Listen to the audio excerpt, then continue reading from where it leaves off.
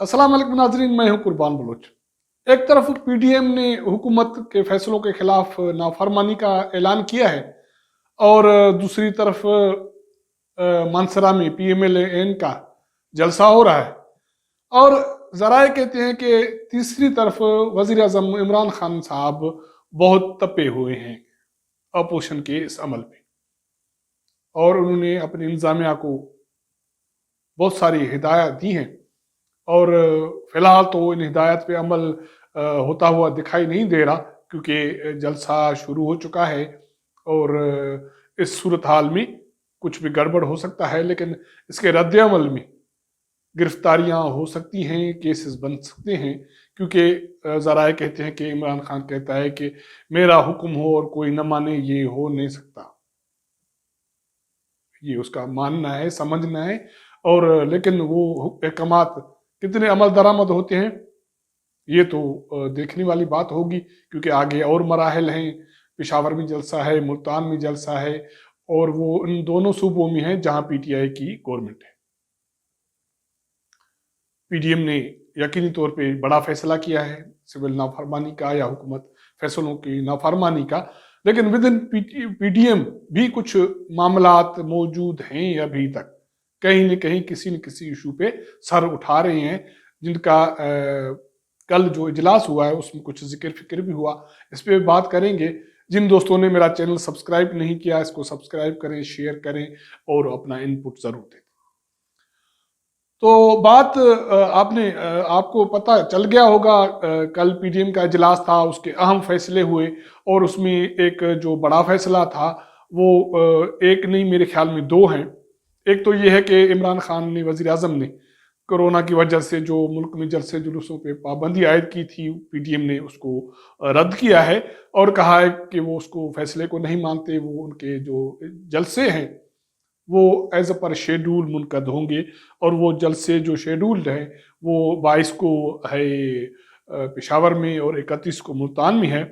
और पीडीएम से हटके तीसरा जलसा पीएमएल-एन का मानसरा में हो रहा है, और वो भी ऐसे आप कह सकते हैं कि मरियम नवाज पीडीएम के फैसले की रोशनी में उन्होंने ये पेशकदमी की है कि इससे पहले कि पीडीएम नाफरमानी करे इमरान खान के फैसलों की, पहले मुस्लिम लीग नून कर लेती है, मरियम नवाज कर लेती है। मरियम नवाज वहां पहुंच गई इस्लामाबाद से, मानसरा जलसा हो रहा है, हालांकि मकामी इंतजामिया ने जलसे की इजाजत नहीं दी, उसके बावजूद मुस्लिम लीग ने जलसा कर डाला। और अभी तक कहा जा रहा है कि इस हवाले से वजीर आजम तपे हुए हैं। वो हालांकि वो भी आउट ऑफ सिटी हैं, इस्लामाबाद से बाहर गए हैं, पंजाब के किसी शहर में, मेरे ख्याल में फैसलाबाद गए हैं किसी दौरे में, किसी तकरीब में। लेकिन वो जराए कहते हैं कि इस हवाले से पीडीएम के कल वाले जलसे से फैसले से वो बहुत नाला हैं और गुस्सा हैं।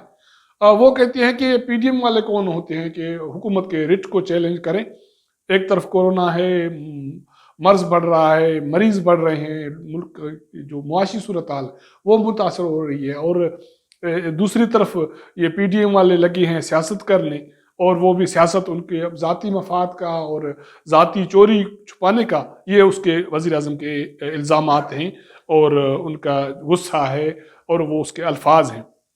तो उन्होंने ज़राए का कहना है कि इंतज़ामिया को कहा है कि ये पीडीएम को रोके, इसको जल्द से ना होने दें, और जल्द से ये नहीं होने चाहिए। अब देखते हैं कि वज़ीर आज़म साहब के इस अहकामात पे कितना अमल दरामद होता है, क्योंकि आगे जो जलसे तो होने हैं वो पीटीआई हुकूमत के सूबों में होने हैं, पेशावर में और मुल्तान में, और उसके बाद भी अगर दिसंबर का जलसा होना है वो तो ज़बरदस्त है। वो तो बुज़दार साहब के उसमें सूबे के दारुल खिलाफा में होगा। बुज़दार साहब सुना है आजकल तपे हुए हैं। उन्होंने कल जो इजलास हुआ कैबिनेट में, उसमें कुछ वज़रा को तड़ियाँ दी हैं। ये सोशल मीडिया पे खबरें हैं और वैसे भी कुछ खबरें छपी हैं। लेकिन ये सारी सूरत हाल से लग तो ये रहा है कि ये जो तनाव है हुकूमत और अपोजिशन के दरमियान वो बढ़ रहा है, और इसका जो नतीजा निकलेगा वो सख्त टकराव की सूरत में सामने आने का खदशा है, کیونکہ ایک طرف بلاول بھٹو صاحب جی بی میں ابھی بیٹھے ہیں دھرنا دیے ہوئے کہ میں ہی جیتا ہوں اور میں نے حکومت بنانی ہے، اور دوسری طرف مریم جلسہ کر رہی ہے، پی ڈی ایم کہتی ہے کہ وزیر اعظم کے فیصلے نہیں مانے، حکم نہیں ماننے. تو بھائی ہونا کیا ہے؟ ہونا وہی ہے جو اس کے لیے پی ڈی ایم کا مطالبہ ہے کہ مذاکرات، لیکن حکومت کے ساتھ نہیں، عمران خان کے ساتھ نہیں. بھائی عمران خان کے ساتھ مذاکرات نہیں تو پھر کس کے ساتھ؟ تو شاید پھر تو وہی بات ہے، مریم والی بات ہے، جس نے کہا ہے کہ فوج کے ساتھ مذاکرات ہو سکتے ہیں، اور وہ پی ڈی ایم کے فورم پہ تو پی ڈی ایم نے آلموسٹ مریم کے یا مسلم لیگ نون کے اس بیانے کو بھی تسلیم کیا ہے کہ مذاکرات عمران خان سے نہیں ہوں گے، تھرڈ پارٹی سے ہوں گے، تھرڈ فورس سے ہوں گے. Third force means establishment. اب اسٹیبلشمنٹ کی طرف سے ظاہری طور پہ ابھی کوئی رد عمل تو نہیں ہے، لیکن کہا جا رہا ہے، مریم نواز دعویٰ کر رہی ہے کہ اسٹیبلشمنٹ کے ان کے پارٹی کے رہنماؤں سے رابطے ہیں. اور کل جب ان سے یہ پوچھا گیا کہ کیا وہ چیزیں انہوں نے پی ڈی ایم کے اجلاس میں رکھی، تو ان کا یہ کہنا تھا کہ یہ رکھنی چاہیے اور رکھی ہیں. اب پی ڈی ایم کیا چیزیں رکھی ہیں یہ چیزیں ظاہر ہے آگے چل کے سامنے آئیں گی. لیکن اب باقی جو چیزیں ہٹ کے یہ ہیں کہ پی ڈی ایم کے اسی اجلاس میں 12 نکاتی جو میثاق پاکستان ہے وہ طے ہوا ہے. اس میں بہت ساری چیزیں ہیں، بہت اہم چیزیں ہیں، نکات ہیں، اور اس میں ایک نکات یہ بھی ہے کہ اسٹیبلشمنٹ کا سیاست سے کردار کا خاتمہ کرنا ہے، آئین کا تحفظ، جمہوریت کا تحفظ، پارلیمنٹ کا تحفظ، 18ویں ترمیم کا تحفظ، باقی بہت سارے نکات اس میں شامل ہیں. یہ چیزیں طے ہو گئی ہیں، 5 رکنی کمیٹی طے ہو گئی ہے. لیکن اس کے ساتھ ساتھ کچھ پی ڈی ایم میں ایسے چیزیں بھی ہوئی ہیں جس پہ کوئی فیصلہ نہیں ہو سکا ہے. وہ چیزیں کچھ مختلف جگہوں پہ چھپی ہیں. اس میں ایک چیز یہ ہے کہ معاملہ یہ آیا کہ جیسے 2018 کے الیکشن ہوئے تھے اور دھاندلی کے الزامات ساری جماعتوں نے اپوزیشن انہوں نے لگائے تھے، اور مولانا فضل الرحمان کا یہ تھا، اس کی تجویز یہ تھی کہ ساری جماعتیں اپوزیشن والے ان کو حلف نہیں اٹھانا چاہیے پارلیمنٹ کا اسمبلی میں. لیکن مسلم لیگ نون، پاکستان پیپلز پارٹی والوں نے منت سماجت کیا کر کے مولانا فضل الرحمان کو نظر انداز کرے حلف اٹھا لیا. مولانا صاحب بھی خاموش ہو گئے.